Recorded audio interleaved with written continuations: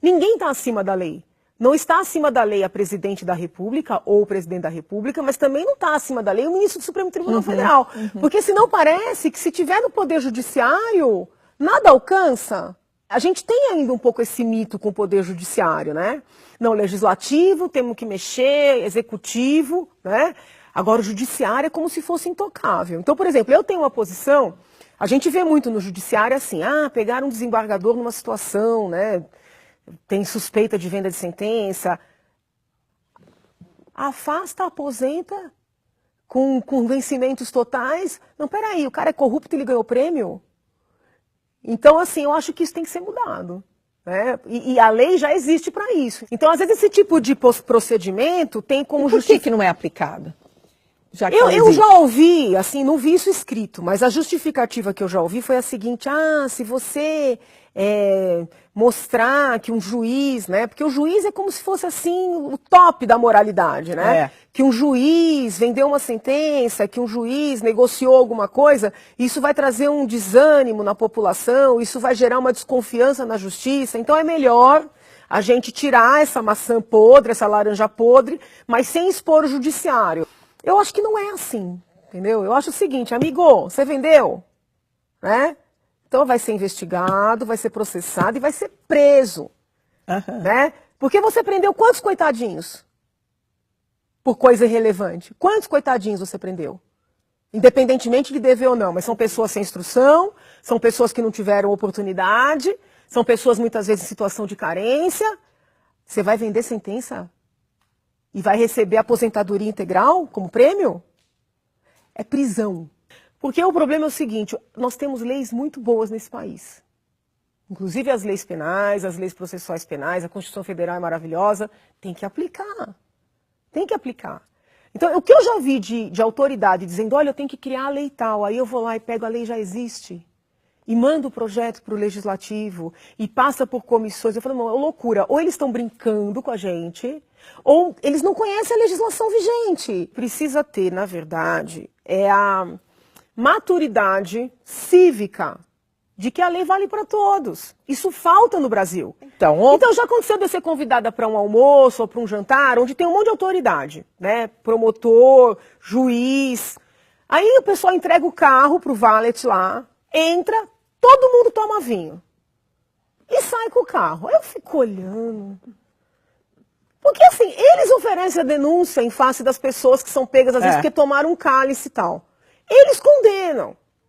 E eles podem. Aí outro dia eu estava num evento desse, a pessoa, a senhora toma? Eu falei, não, porque eu vim dirigindo. Janaína, eu falei, você vai denunciar os outros? Eu falo, entendeu? Porque assim, as pessoas têm que compreender que a lei vale para elas também. Então assim, grandes eventos patrocinados por empresas que têm interesse no tribunal, não pode. Percebe que essa discussão toda que está posta, ela vai muito além da presidente Dilma, do PT. Claro, claro. O nosso problema maior é as pessoas no país entenderem que as leis valem para alguns e não valem para outros. Isso está muito internalizado. Eu discuto muito isso na faculdade. Vou te dar um exemplo. Se você, alguém na sua família está com a carteira de motorista estourando, aí liga para você e fala, olha, posso passar uma multa para o teu nome? Isso é crime, falsidade biológica. Tá cheio de gente em São Paulo sendo processado por isso, cheio de gente. Aí eu estou dando aula na pós-graduação e um assina pelo outro. Falei, peraí. Que é a presença? Na pós-graduação da Faculdade de Direito da USP, onde tem um monte de promotor e de juiz que está processando e condenando os outros. Aí eu já aviso, eu falei, amiguinho, eu vou abrir sindicância. Não quero saber de crime aqui dentro. O que eles falam? Eles tomam um choque. Eles acham que você é muito preciosista, muito... Não, coitados, eles até respeitam, mas eles tomam um choque. Porque nunca ninguém olhou na cara deles e falou, a lei também é para vocês. Então, assim, teoricamente, aquelas pessoas que estão lutando por igualdade, elas não se colocam numa situação de iguais. Isso é uma coisa que está na nossa cultura. E outros povos não são assim. Você conversa com pessoas de outros países, elas têm internalizado de que qual é a regra, né? Qual é a regra? E se elas não concordam com a regra, como já aconteceu situações de eu não concordar com determinadas regras, eu aciono. Você não é obrigado a ser um cordeirinho. Então você aciona, você faz questiona. Você questiona. Agora, Vale para ele, não vale para mim? Vale para você e não vale para mim? Por quê? O que eu tenho de melhor? Então eu acho que chegou o momento da gente rever essa cultura tão internalizada que é ruim para todo mundo. No final todo mundo perde. Existe, na sua opinião, algo que deveria passar por uma reforma do judiciário? Eu acho que é mais o ser humano do que as normas. É de mesmo? verdade, eu acho. Muito mais uma questão da gente começar a discutir valores. Né? Então, por exemplo, se você tenta fazer essa discussão dentro da universidade, você é muito mal visto. Porque te chamam de moralista. Entendeu? Essa conversa que eu estou tendo com você, que eu não consigo ver nada de religioso nessa conversa, eles colocam como um discurso religioso. Então, quando eu começo a conversar com as pessoas e falar assim, olha, você acha isso certo? Isso é certo? Ah, Janaína, não vamos falar de certo e errado, porque isso aí é discurso religioso. Onde? A gente quer que o governo seja moral. Entendeu? E moral não tem nada a ver com moralista, porque as pessoas confundem as coisas. Né? Então, assim, você tem mestres na universidade dizendo que corrupção tem até um lado bom. Como?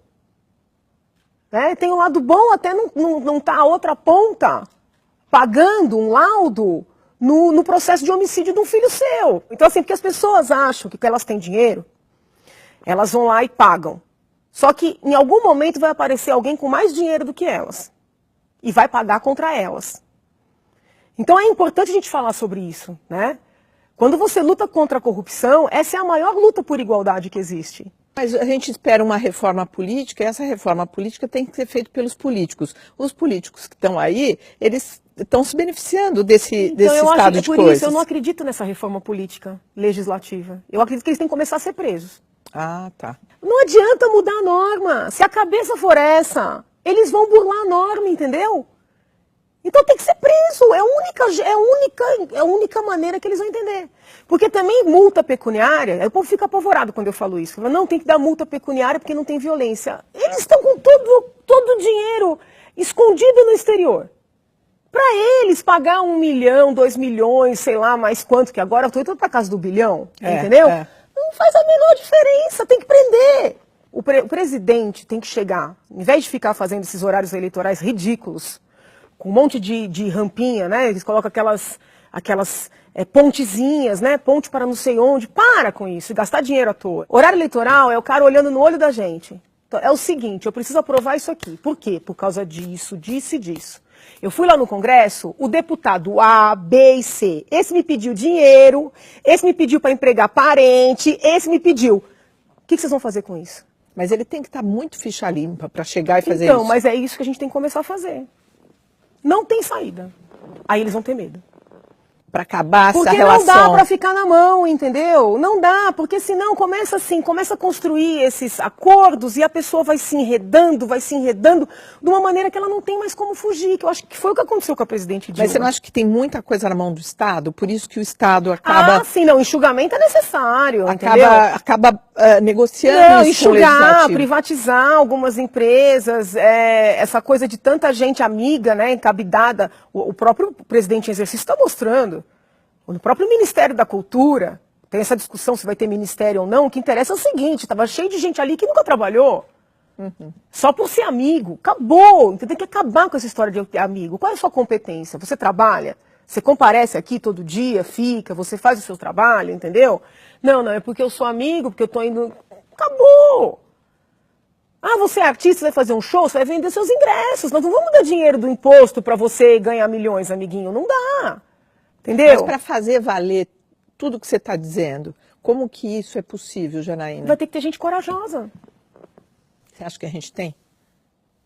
Ou você acha que essas pessoas Eu acho que a gente tem que formar e tem que dar o exemplo. Então, por exemplo, de certa forma, o exemplo do Moro refletiu em mim. Quanto tempo que eu estou engasgada, sabe? Querendo fazer alguma coisa sem entender qual é o meu papel. Né? E de repente eu vejo um juiz jovem, que ele acho que é 1 ano, talvez 1 ano a mais, 1 ano a menos, um juiz, né, jovem, enfrentando todo mundo, entendeu? Os empresários mais poderosos do país, políticos poderosos, um procurador da República mais jovem ainda, delegados da Polícia Federal mais jovens ainda, né? E eu olhando aquilo, eu falei assim, bom, e eu vou ajudar como? E eu indo às manifestações... E o povo triste, eu só ouvia a gente assim, não venho mais, porque a gente vem e não acontece nada, a gente vem e isso não vai dar em nada. Uhum. Aí eu ficava assim, eu ia visitar as pessoas e subi no caminhão e falei, não, tem elementos para o impeachment. Eu ficava assim, alguém tem que pedir esse impeachment. Alguém tem que fazer alguma coisa. Aí no dia 16 de agosto, que foi a manifestação que antecedeu a gente ter feito o pedido, eu voltei para casa tão arrasada, porque eu falava assim, nossa, eu subi naquele caminhão, eu expliquei todos os elementos que tem, e eu não vejo ninguém com vontade. Eu liguei para um monte de gente, presidente de associações, eu falei, olha, tem elementos, vamos sentar, vamos conversar. As pessoas riam, alguns praticamente desligaram o telefone na minha cara. Aí me apresentaram o doutor Hélio. Quando me apresentaram o doutor Hélio, ele topou, aí eu falei, e agora, né? Nossa, agora tudo que eu queria pode acontecer. Então, assim, o exemplo do Moro refletiu em mim. Da mesma maneira que o meu exemplo, eu já sinto que vem refletindo em outras pessoas. De que maneira? Como é que você recebe promotores isso? Que têm medo, muitas vezes, de mexer com gente que está acima.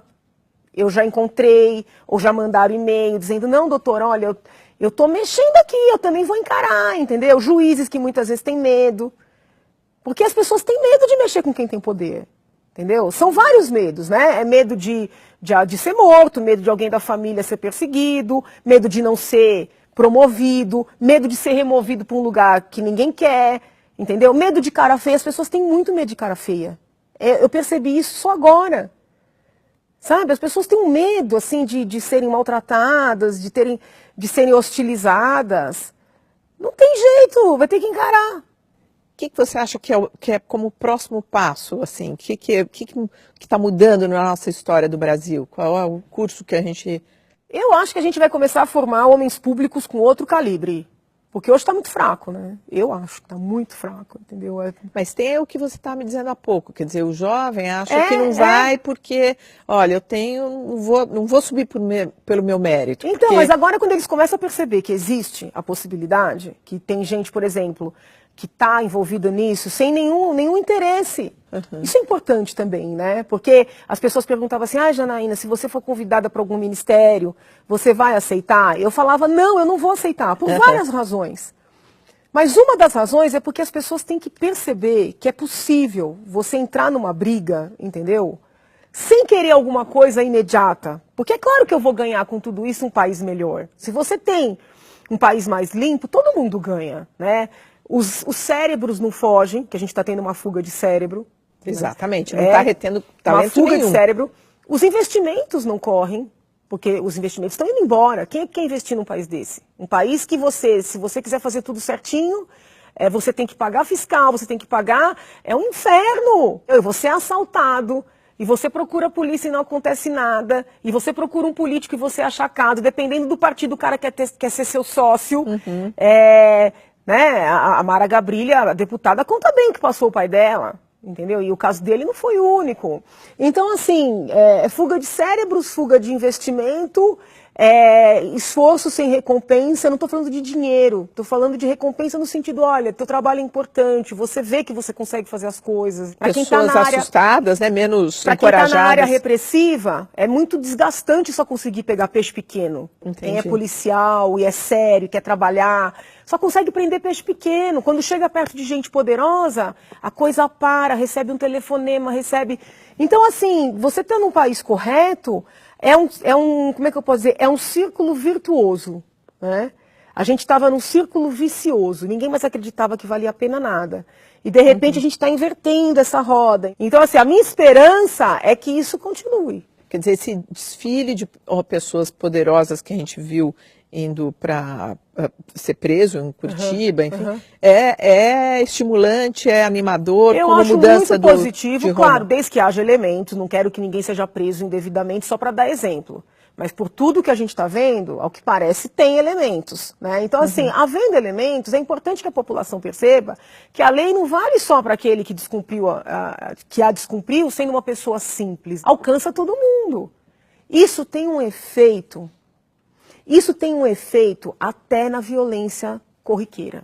Como assim? Pensa, você vê um menino que nasce numa periferia brava, passa humilhação, dificuldade na escola, às vezes sem a merenda com tudo isso que está sendo apurado aí, vai levar a mãe para o hospital no SUS, A mãe muitas vezes fica numa fila, é mal atendida, quando não morre na espera de uma cirurgia. Então esse menino já tem uma revolta, né? Não estou justificando. Quer dizer, não tem lugar para mim nessa sociedade. Sim, e aí ele senta, e a mãe dele, a avó, ou o pai, dá conselho, não, meu filho, estude, entendeu? Trabalhe, você vai crescer pelos seus méritos. Aí ele senta, e ele vê um ministro, né, com carrão, com mulherão, com um monte de denúncia de desvio de dinheiro público, e sendo reverenciado, tratado como autoridade, viajando para o exterior. O que ele fala? Por que só eu? Ele pega uma arma e vai assaltar. Ele pega uma arma e vai assaltar. Porque qual é o estímulo que ele tem de ser uma pessoa correta? Nenhum. Então ele tem que ser uma pessoa assim muito boa, você entendeu? Muito iluminada, para ver tudo errado e ele ser certo. Por isso é que eu digo, é um círculo, estava vicioso e a gente está tentando fazer com que ele fique virtuoso. Em que fase a gente está dessa virada? No comecinho. Tem que estar muito atento, porque como estava todo mundo muito acostumado, né, a chance dele reverter é grande. Então tem que estar o tempo inteiro atento, né, ver os movimentos, quem tem interesses, quem não tem, por que mudou o discurso. Então é um estado de alerta constante, não tem jeito. E você, qual será a sua participação nesse ciclo virtuoso daqui para frente? Que está só começando? Eu sempre fui muito atenta, né, às coisas da minha sociedade.